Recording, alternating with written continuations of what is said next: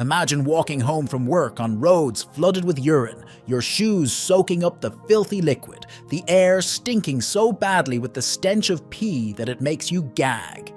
It sounds like a scene from a terrifying movie, right? Well, welcome to 1960s Singapore, where this was the order of the day. Singapore, now a first world country and one of the world's most developed nations, is noted for its powerful economy, world-class infrastructure, facilities, and tidiness.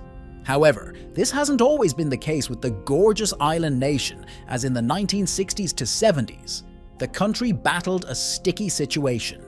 Urine. It was everywhere. The streets stank, homes stank, diseases like cholera and typhoid fever were spreading fast, and people were dying. Something had to be done, and something indeed was done. Today, Singapore has transformed into a hygiene paradise. How were they able to achieve this feat? We will dive into the fascinating, triumphant tale of how this tiny island nation won the battle against urine. But first, please like, share, and subscribe to our channel. We are trying to hit 1,000 subscribers by the end of the year.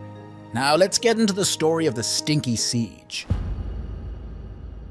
Like many cities in the world, challenges must arise during the course of development. For Singapore, one of these challenges was public urination. This challenge arose due to a surge in the country's population. In the 1960s and 70s, Singapore was a fast-growing nation, and this caused an influx of people into the country. These people sought out job opportunities, business, investments, etc. And more people just means more mess. The country at the time lacked proper sanitation infrastructure and public toilets that could accommodate the population growth, and as a result, people took to relieving themselves wherever they could. This included streets, elevators, stairwells, alleys, and even public trash cans. Everywhere. Every corner of the country smelt really awful. It became such a huge issue as this situation started to scare away potential investors. It posed a huge threat to the health of the people as cholera and typhoid fever spread like wildfire. Tourists avoided the nation like a plague, and the city's reputation suffered. It was then the leaders of Singapore knew they had to fix it, and fast. In 1969, the Singaporean government declared war on urine. Not a battle with swords and shields, but with strict rules, toilet bowls, and awareness. As soon as the government decided that it was time to get serious about the cleanliness of their country, they launched a big campaign. The campaign, led by the Ministry of Environment, was targeted at educating the public on the dangers of public urination, improving sanitation infrastructure, and enforcing laws against any defaulters. Now let's delve into the step-by-step process by which they combated the stinky state of affairs. Number 1. Education and awareness. To win this war, the government knew that they had to change the people's habits about peeing in public. The people had become so used to just dropping their drawers and peeing wherever they wanted, and there had to be a mindset shift. The government launched a series of educational campaigns to teach people, especially children, about the importance of keeping their environment sanitary.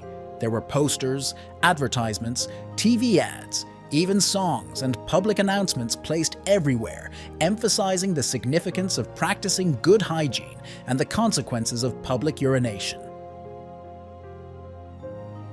Children were taught in schools the impact of public urination on the environment, health, and the value of cleanliness.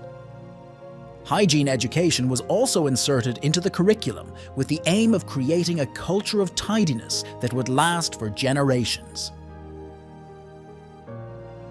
Number 2. Infrastructure. The government built more public toilets that were modern, easy to find, and clean to use. They made sure to build enough toilets and place them strategically throughout the city to ensure people could find a clean and convenient place whenever they needed to pee. Signs and posters were put up to point out where the nearest toilets were. These toilets were very well maintained to keep them clean and convenient, so no one had any excuse to pee in public. Fun fact, today it is illegal to use a public toilet in Singapore and not flush it afterward. Check the channel for our video on that and other unusually illegal things in Singapore. Number 3. Enforcement and fines. The Singaporean government made strong laws against public urination. Offenders faced fines, community service, and even imprisonment if caught. These fines were so high that whosoever was tempted to break the law would have to think twice. If you're caught breaking the law, you could be fined up to $1,000. And if you got caught again, the fine could be even higher and the punishment would be stern. No one was willing to go through all that, just because they were too lazy to find a bathroom. Dedicated task forces were established to patrol the streets and keep an eye out for stubborn offenders. This worked almost like magic. There was also a no peeing sign placed at every turn. These signs were made in multiple languages, as Singapore is a multilingual country, to remind everyone that urinating in public wasn't allowed. These signs were clear and direct, and they often served as a constant stern reminder to reinforce the message that public urination was unacceptable. Number 4. The PE detecting elevator. This probably sounds like something you would find in a Men in Black sci-fi movie. But yeah, Singapore elevators have a pee detecting device that would shut down the elevator and alert the police if someone tried to pee inside it. People, being people, still tried to find a way to pee where they weren't supposed to without getting caught, and so they resorted to peeing in elevators, away from the prying eyes of the task forces. This was when the government came up with the brilliant idea to equip lifts with a special sensor that could detect the smell of urine. As soon as the sensor picks up on the smell, the sensor triggers an alarm that immediately stops the elevator, locks the door, alerts the authorities, and holds the person hostage until the police arrive. How embarrassing! This proved clever and effectively put a stop to people urinating in elevators. Number 5. Technology. Being a city known for being high-tech, the government decided to use technology and innovations to battle their problems. Aside from the pee-detecting elevator sensors, the government installed surveillance cameras in areas prone to public urination, even in corners where people least expect. The knowledge that they were being watched served to deter offenders from peeing in public, and if someone was caught on camera, they could be identified, found, and fined. This made it even more difficult for people to get away with public urination, and it started to wear them down and push them into doing the right things. Also, the Toilet Finder app was introduced. This app helped people to quickly locate the toilets close to them.